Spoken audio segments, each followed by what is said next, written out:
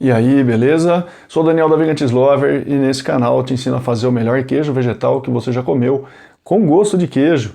E nesse tempo que eu tô com esse canal aqui, tem bastante coisa que eu acabo falando e muitas vezes eu coloco meio que como um dado, né? Ou seja, eu falo algumas palavras que elas precisavam de fato ser um pouco mais bem exploradas. E é o caso da palavra probiótico. Porque eu achava que falando e tal, todo mundo sabia do que eu estava falando, mas não é bem assim. Tem gente que tem dúvida em relação ao que é probiótico.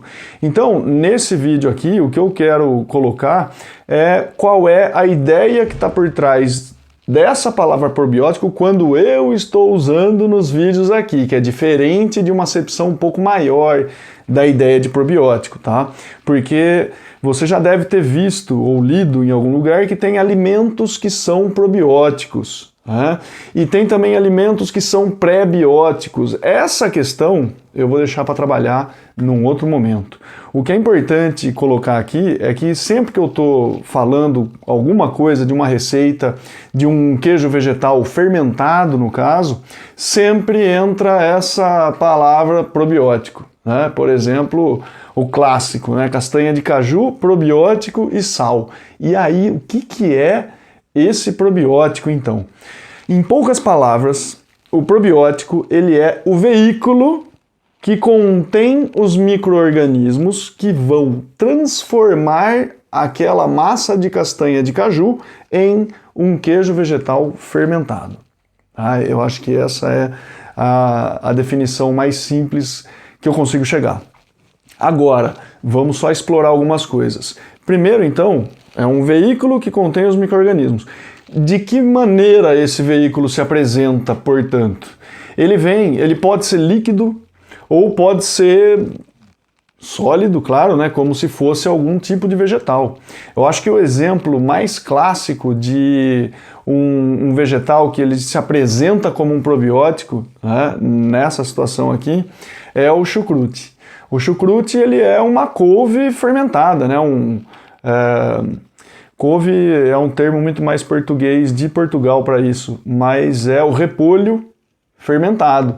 E aí quando você tem o repolho fermentado, é esse repolho que é o veículo que porta os micro-organismos que vão fermentar a massa de castanha de caju.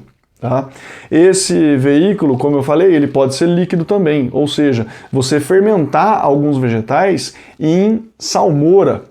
O processo de fermentação do chucrute é uma outra técnica, é a salga seca.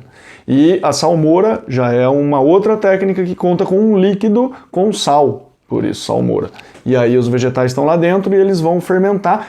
E o veículo que vai conter esses micro-organismos vai ser esse líquido aí. Então, quando você fala de castanha de caju, probiótico e sal, agora só entenda uma coisa, se você vai utilizar um vegetal sólido como esse veículo, então, você vai precisar depois acrescentar um pouco de água, né? Isso daí não está bem explicado quando fala castanha de caju, probiótico e sal. Agora, quando você usa um probiótico líquido, aí é possível, depende do seu triturador, mas vai ser possível você utilizar só o probiótico ou probiótico mais um pouquinho de água. E esse probiótico como sendo o líquido, essa salmoura que fermentou os vegetais e, portanto, esse líquido está repleto dos micro-organismos que vão transformar essa massa de castanha de caju. Bom, o veículo então entendido, e eu não vou explorar um pouco mais esse veículo agora em relação à própria diversidade, né? Quais os outros tipos de veículos que a gente tem. Primeiro fica com isso na cabeça, sólido ou líquido, basta. E agora, os micro-organismos. Quais são esses micro-organismos que vão de fato transformar a castanha de caju para virar um queijo vegetal com gosto de queijo? Portanto, já elimina da ideia fermento de pão, levedura, fermento químico, fermento para pão, né? Fermento químico normalmente para bolo, fermento de pão, seja ele seco ou biológico refrigerado, né, que você encontra na geladeira do supermercado. Enfim, essa turma, esquece. Por quê? Porque é um grupo de leveduras. Tá? Quer dizer, o fermento químico não, né? O fermento químico é outra conversa. Mas o fermento para o pão, ele é uma levedura que está fazendo toda a fermentação na massa de trigo ou de qualquer outro cereal que você vai colocar. Tenha glúten, não tem e tal, enfim. Mas o que é importante você saber é que o principal micro-organismo que a gente quer para fermentar a nossa massa de castanha de caju é a bactéria produtora de ácido lático. É isso que a gente quer, tá? Então veja que não é também qualquer bactéria que vai estar aí. Vai ser uma bactéria produtora de ácido lático. Portanto, depois que a gente tem isso em mente, ou seja, estamos falando de algumas bactérias que vão produzir aquele azedinho que é próprio do queijo, porque os queijos tradicionais eles são fermentados com bactérias produtoras de ácido lático. Portanto, é isso que a gente busca. Ah, mas é possível fermentar agora? Vamos voltar para o veículo, né? Qual a maior variedade de veículo que pode ter? Porque você falou do chucrute e falou de vegetal fermentado.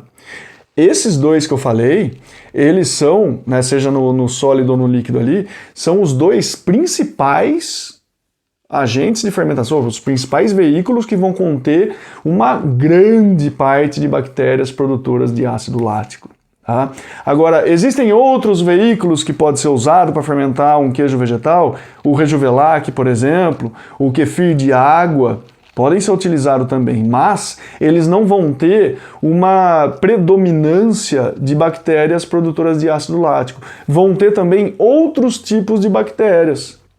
Ah, vai fazer mal então? Claro que não. Não vai fazer mal, mas no fim das contas o sabor ele pode diferenciar um pouco daquele gosto de queijo. Você pode ter alguma coisa, isso aqui lembra mesmo queijo, mas falta um pouco, tal. Por quê? Porque tem outras bactérias produzindo outros ácidos, outros compostos, né, que vão competir com o ácido lático. Então, esses outros probióticos, eles podem ser utilizados? Pode. E pode ficar bom também, você pode gostar e tal. Mas é importante você saber que existem alguns probióticos que vão ter uma predominância um pouco maior dessas bactérias produtoras de ácido lático.